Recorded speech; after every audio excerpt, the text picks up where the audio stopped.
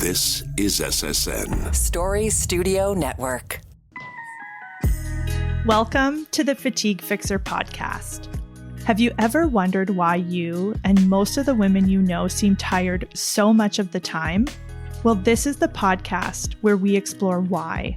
I'm here to help you better understand how your body works, whether we're talking about heavy, painful periods, why you have to pee all the time, or what the heck is happening to your body through perimenopause. And I'm not afraid to shed light on conversations that I feel we need to be having out in the open.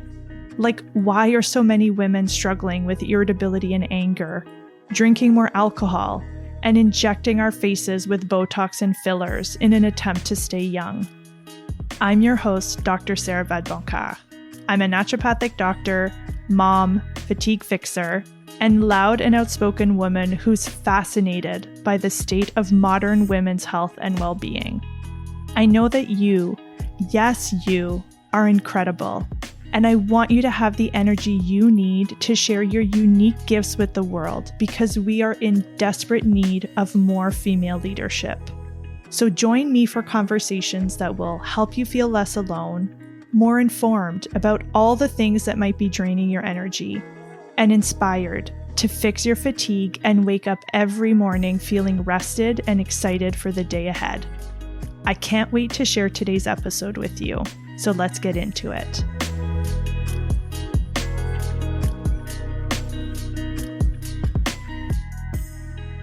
The other day, I went to pick up my son at camp, and the second I got there, I could tell he was upset.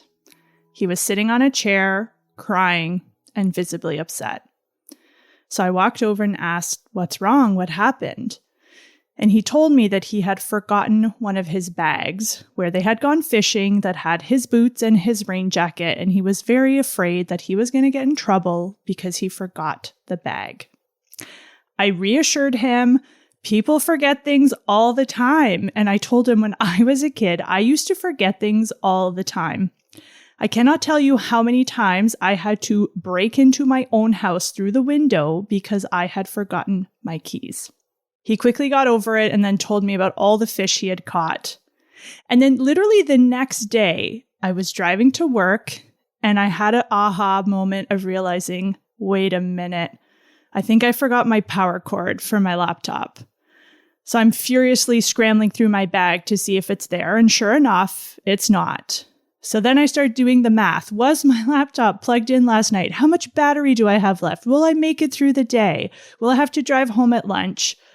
All the while just being so annoyed at myself that I had forgotten something and made a mistake. Literally the day after, I consoled my son and told him it was okay. People forget things.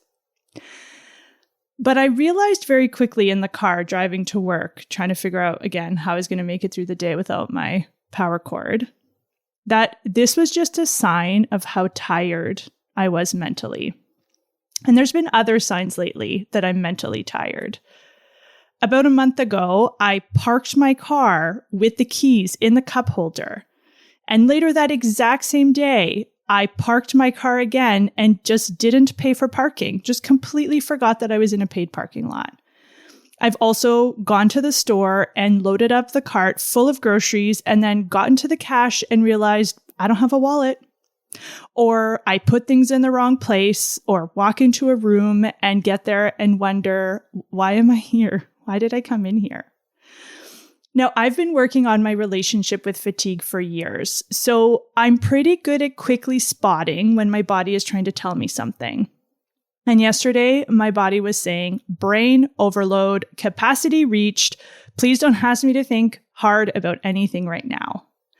And if you want to learn more about what it can look and feel like when your body speaks to you, go back and check out episode 2 of the pod, the one where you hear your body speak. Now, if you've also been forgetting your phone or your keys lately, stay tuned because you are dealing with mental fatigue. And that's what today's episode is all about. Because I know I'm not alone. Just yesterday alone, I think I had this conversation about mental fatigue 3 times. And one of the big reasons why so many women are mentally exhausted is that we are doing a lot of unpaid labor. Women do about 70% of the world's unpaid work. And a lot of that work is invisible because it's happening in women's heads. It's all the planning and thinking and organizing and anticipating and worrying that we do. It's all the stuff that we have taken responsibility for that the world happily relies on us to do so that our families and society can keep functioning. And that shit is exhausting. So maybe you've been feeling tired and you've gone to see your doctor and said, I'm exhausted. Can you run some tests to find out what's going on? And your blood work comes back and you're told everything is normal. And I know how frustrating that can be, but it might also be a sign that you've been looking for energy in the wrong places. Maybe you've been focused on trying to exercise more, get more sleep, or eat better, when what you really need is mental rest. So what are some of the other key signs that you are mentally tired and need mental rest? One is difficulty concentrating. I know this is something I struggle with. This is something a lot of us struggle with. Or maybe you feel like you have brain fog, where it's hard to think clearly. Your head literally feels like heavy or congested. Maybe you're someone who ruminates or overthinks.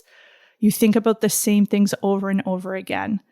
Maybe you're forgetful like I am, and you're forgetting your keys or your wallet or your power cord. Maybe you're indecisive, and when someone asks the dreaded question, what's for dinner, you don't know what to answer, right? So many of us are making so many decisions every single day that we run out of energy to make decisions. This is a real thing called decision fatigue. Or maybe your brain literally feels fried. I had a patient just yesterday who said that she needs to empty her head out. There was too much in there, and I think so many of us can relate to that. So how do we give our brains a break? If you're listening to this and you're like, Sarah, this is me. I am very mentally drained. I'm forgetful and I can't make decisions. What do I do? Here are some of the ways that you can start to practice mental rest and give your brain a break. Number one is to take regular breaks. I know a lot of us really struggle with this because we are obsessed with trying to be as productive as possible. And what we often don't realize is that when we're not taking breaks, we're actually being less productive because our brains can only function at a high capacity for so long.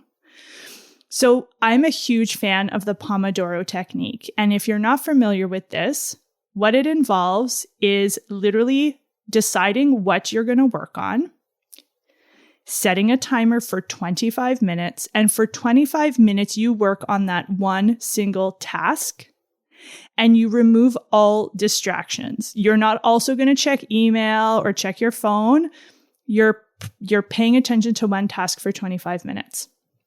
Then you take a 5-minute break. Now, this is not a break where you're pretending to take a break and you're checking email or doing other work. No, you're getting up from your desk, moving, getting away, taking a proper break, and you come back and you do it again. You set your timer for 25 minutes, you work, you take a 5-minute break. And then after you've done this about 4 times, you take a longer break. We are not designed to sit at a desk and be productive for 8 hours. I know that is what most of us are required to do for our job, but that was made up. That's not how our bodies are designed. And so when we try to be productive and sit and stare at a screen for hours and hours, our brain gets very tired. So we need to practice taking breaks. I've shared this lately on social media that for the first 14 years of my career, I did not have breaks in my schedule, which is insane looking back. I always had a lunch break, so at least I was doing that. But otherwise, I would see 10, 15, 17 patients a day, back to back to back with no breaks. And then I wonder why I keep forgetting my keys in my wallet. That's weird. Why is that happening? It's happening because I'm working without any breaks, and I've been doing that for 14 years. So put breaks in your schedule, block them out, respect them, make them sacred, take them. It is amazing to me. Literally, since I put a 15-minute break in the morning, I take a 45-minute lunch break, and I take a 15-minute break in the afternoon. This has made my work days so much more enjoyable, and I'm so much less mentally drained at the end of the day. So take your breaks, and even especially actually, if you feel like I don't have time for breaks, you need them even more. So put them in. You will get your work done outside of your breaks. The other thing is to stop multitasking. First of all, multitasking doesn't actually exist. I know as women, we're almost like celebrated for being good multitaskers. What's actually happening when you're multitasking is that you are very rapidly switching from one task to the next and back. You are not doing two things at once. You're doing one thing and then switching to another and switching back. And that requires a ton of mental energy. The more you're switching back and forth between tasks, which most of us do all day because maybe you're working on something, then an email comes in. You're like, ooh, I better check what that's about. Oh, I just remembered I have to answer Janet from accounting. Let me send her an email. Ooh, look what someone posted on Instagram. Oh, wait, what was I doing? We do that all day long, and it takes so much mental energy. So please stop trying to multitask. If you focus on one task at a time, it'll be much easier to get that task done, and then you can move on to the next one. Next up, you're not going to like this one, but this has been a game changer for me. Remove all the dings and pings and beeps from your devices. You don't need to know every time someone tweets. You don't need to know every time I post a reel. You don't need to know every single email that is flying into your inbox, right?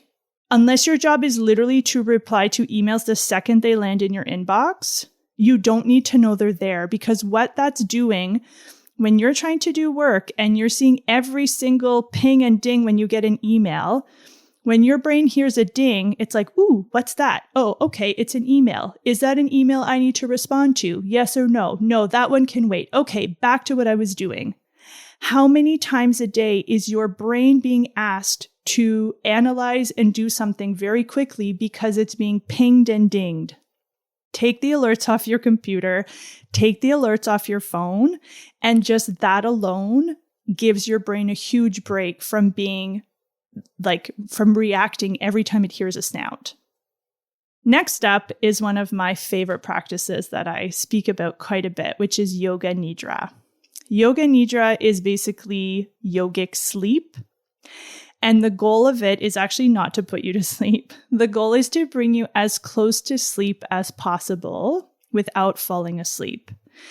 It is one of my favorite forms of meditation and one of my favorite things to do when I am starting to feel mentally tired. It's like having a nap, but without the grogginess that you get from a nap. So I'll put in the show notes the Yoga Nidra meditation that I like to listen to. It's basically a 15-minute guided meditation.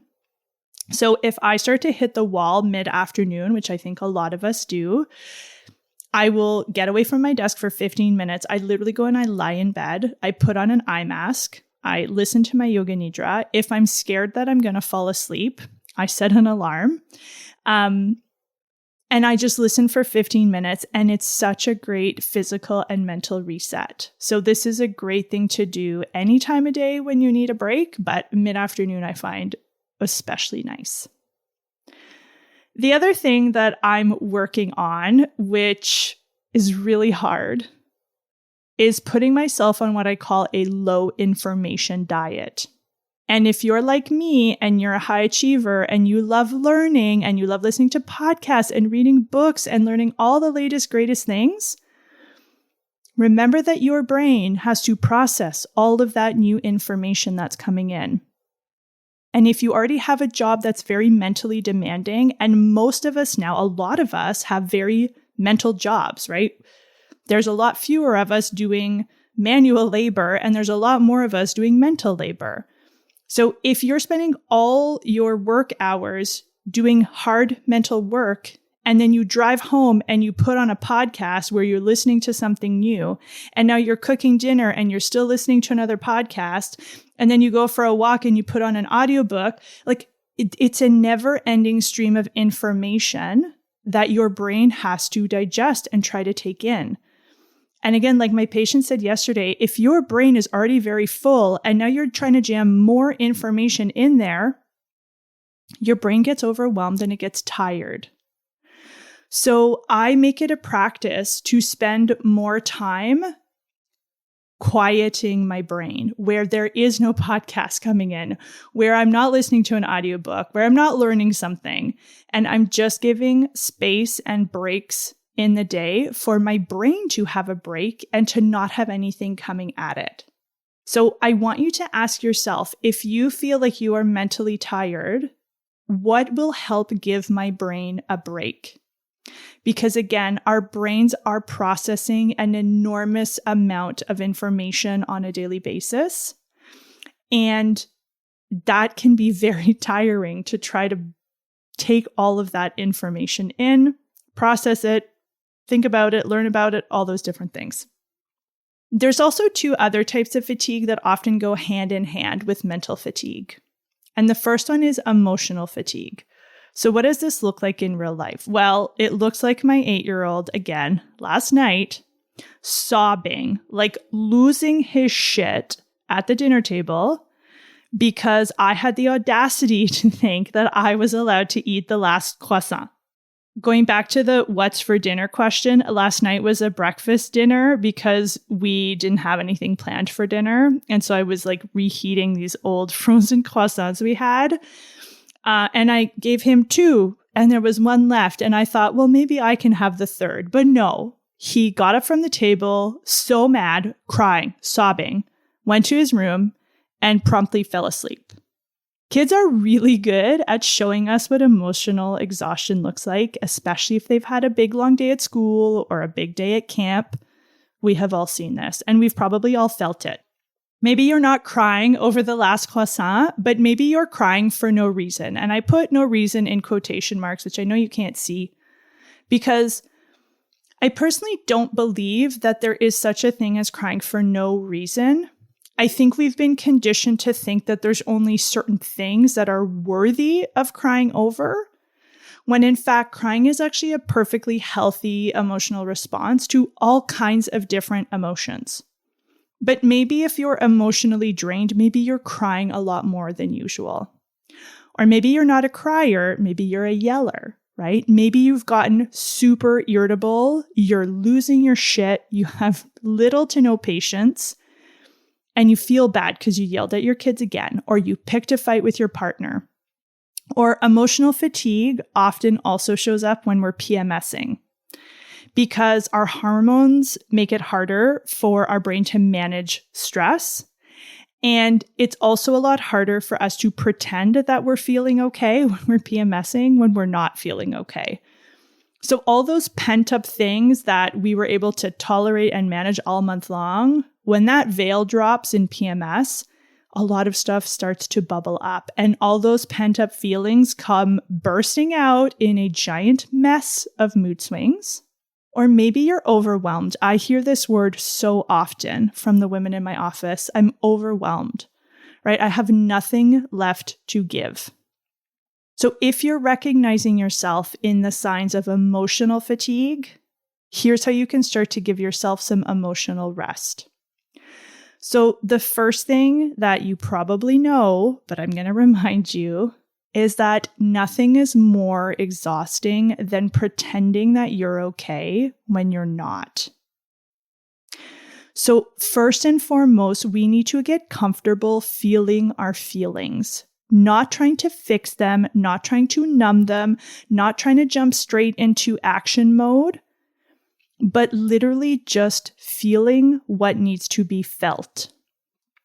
Right? So if you're feeling angry, if your regular thing is to like put on a funny movie or go out for a run, there's nothing wrong with those, but those are often just ways to quickly move past the anger. What if you were to just sit there and feel angry and let yourself be angry? Because when we actually let ourselves feel how we feel, we'll usually notice that emotions actually pass through us pretty quickly. And there's actually been some research showing that most emotions, if you actually let yourself feel them, they will start to dissipate within 90 seconds. I think most of us can handle feeling angry for 90 seconds or sad for 90 seconds. But because a lot of us have never learned how to do this and we haven't been taught how to sit in these unpleasant emotions, we try to bypass them, and that doesn't work. They will come back and find us. First is you got to feel what you're feeling. Once you're feeling your feelings, the next step is to express them. So the next time someone asks you how you are, before you automatically say, I'm fine, check in. And if there's someone that actually cares about you and not just some random person, tell them how you actually feel. Or if there's no one around, write it down. Do some journaling if you want. But it's so important for us to actually just start outwardly expressing how we feel, because when we don't express it outwardly, we try to keep it inside and it causes a lot of dis-ease. It doesn't make us feel good. It's not good for our health. The other thing that is emotionally exhausting is people pleasing. And this is just another way where we pretend to be or do something that we are not in order to keep other people comfortable. So limiting people pleasing could be putting boundaries. And boundaries are not about telling other people what they can or cannot do. Boundaries are how you are going to respond if people do certain things. So boundaries are not about trying to control other people's behaviors. They're about deciding what you will and will not tolerate and just clearly articulating that to people in your life. I know it's not easy to set boundaries. I know it's not easy to hold and keep boundaries, but it's so essential. If you want to protect your emotional energy, you have to have boundaries. You need to get comfortable saying no. And you ideally want to live as authentically as you can. When we are parading around at work or with our kids' friends or whoever it is, when we are showing up, pretending to be something that we're not, pretending to care about something we don't care about, pretending that we think something we don't really think, that requires an enormous amount of mental and emotional energy. And I think right now, again, because there seems to be a lot of difficulty for us engaging with people who think differently than we do, that we often are suppressing what we really think, how we really feel in order, again, to fit in, to not ruffle feathers, to please people. And that is tiring. That is very, very tiring. You all know I'm a huge fan of therapy. If that is something that's available and accessible, this is one of the things I do to keep my emotional energy levels up, is I have a therapist who I can tell everything and anything to, and he helps me work through a lot of this stuff. But it could be talking to a friend or journaling. So again, if you're feeling emotionally drained, emotionally tired, I want you to ask yourself, what will help give my heart a break, right? What's going to help make me feel less emotionally exhausted? And then last but not least is sensory fatigue. This is one that I have been noticing a lot in myself. And after I had literally asked my son to turn down the volume on the TV like 1,000,000 times, it's like, why am I so bothered by the sound? Or why does the sound of some YouTube videos literally make me want to smash my TV? And that is because my senses are overwhelmed and they're exhausted. So here are some signs that you also might be dealing with sensory fatigue. Number one, you have children, okay? Children are loud. Their toys are loud. Their shows are loud. Their shows have, in my opinion, very loud and annoying sounds. And you might also be feeling literally touched out if you have young children, if you're breastfeeding. Kids, like my son is 8, and even this morning he was like, can I lie on you? And I love it and it's lovely. But if you are already overwhelmed by your senses and you have children literally sitting on you, lying on you, hanging off of you, that can be very tiring. It's lovely, and it can be very tiring. Maybe you're noticing, like me, and this is where I really laugh at myself, that I'm becoming one of those people. But you start to be the kind of person who goes into a restaurant and is like, it's too loud in here. Or I've been at the movies lately and been like, why is it so loud, right? So if you're noticing that you're becoming one of those people where everything is too loud, or the lights are too bright, or there's too many smells and too many lights, welcome to sensory overwhelm. You're probably sensory tired, like I am. Maybe you literally have like blurry, tired eyes.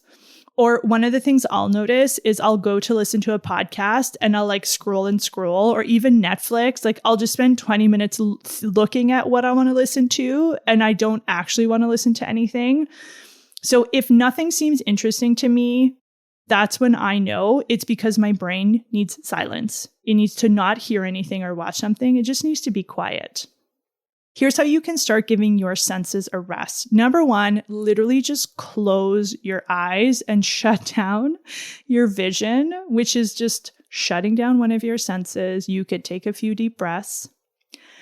I'm a huge proponent of unplugging, turning off your devices, having screen-free breaks in your day. I try to not look at my phone in the morning right away when I wake up. And I have at least 30 to 60 minutes in the evening when I also don't look at my phone. When I go on vacation, I'm usually really unplugged. So just take some breaks from your screens and your devices. I'm also a huge fan of earplugs, and in particular loop earplugs. I wear these for sleeping, but they also have some that you can wear during the day. So especially if you are overwhelmed by noises and you have loud children, I promise every mom is like, but I need to hear the children. You will still hear the children. You just won't hear them at 100% volume. So it just helps to like turn down the volume a little bit on your life. I'll put a link to those in the show notes. Those are definitely a go-to of mine. You can also unplug from things like noise and light and screen. So again, maybe it means less podcasts, less audiobooks, less music. I've been practicing driving in silence. I know that sounds kind of boring, but it actually, if you have sensory fatigue, your brain and your senses are actually really going to love it, because it's a sensory and a brain break. Your brain doesn't have to process anything. It's just going to allow it to kind of metabolize what's happened during the day and not have more stuff coming in. So maybe it's driving in silence. Maybe it's cooking dinner without listening to another podcast, or going for a walk without your music or your phone, and just literally looking at what you're walking around, looking at nature, breathing. And speaking of nature, nature is probably one of the best ways to give yourself sensory rest. Just literally being in nature, walking, breathing, looking at all the beautiful things is such a great way to, again, calm your brain, your heart, your senses. So I wanted to share these 3 particular types of fatigue today, because I know that so many of you, like me, are doing, quote, all the things and still feeling tired. And this is a big part of it. We're hyper-focused on the physical health, but we often don't realize that what's going to really move the needle is paying attention to our mental, emotional, and sensory energy. This is exactly what I teach inside of my women's circle, Effortless Energy. Because most of the women I know, and most of the women that I have the honor of working with, know what they need, right? Whether it's more sleep or more alone time or more exercise, what most of us do not need is more information about what to do. Most of us have too much information, which is part of why our brains are so tired and we can't make a decision, because we have 28 options for every one thing that we're trying to do. What most of us need is we need a plan, we need a strategy, and then we need the support to do the things that we already know that we need or want to do. And that's why we meet as a group every month inside of Effortless Energy, to connect, to share, to set goals together, and to cheer each other on. So if you want to join me and this incredible group of women, you can go to fatiguefixer.ca/EE 2024. Because being on a health journey by yourself is way less fun. And I really believe being healthy should be fun. If it's not, just makes it a lot harder.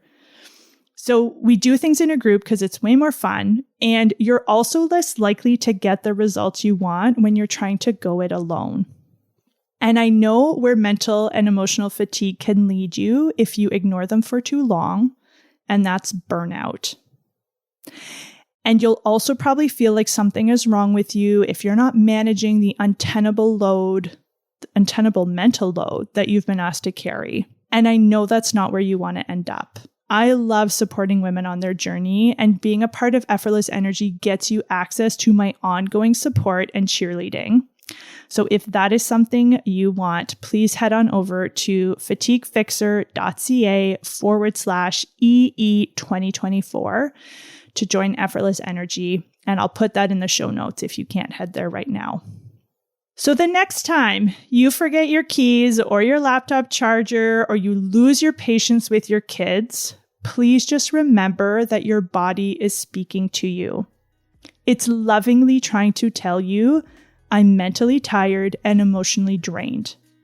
And now you have a better sense of what kind of rest you need, depending on what kind of tired you are. Now I'm off to give my brain the break it needs and that it's been asking me for, but I will see you right back here in 2 weeks. Bye, everybody.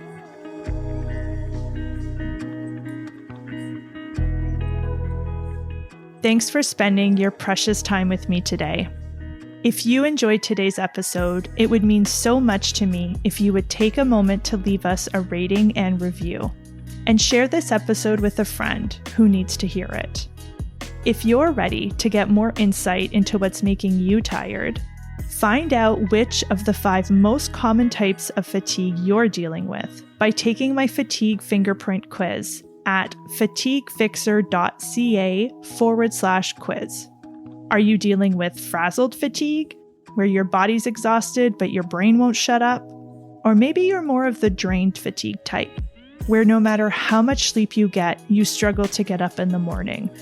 Just take my fatigue fingerprint quiz and you'll have more insight into which labs to ask your doctor for and what habits and practices are best for fixing your type of fatigue.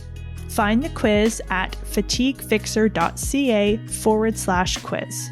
Because let's face it, accepting perpetual exhaustion as the norm, that's just not going to fly around here. Last but not least, I want to thank Jen Hudson and Mike Trutler over at Story Studio Network for bringing these conversations to life. I'll see you right back here in 2 weeks. Bye.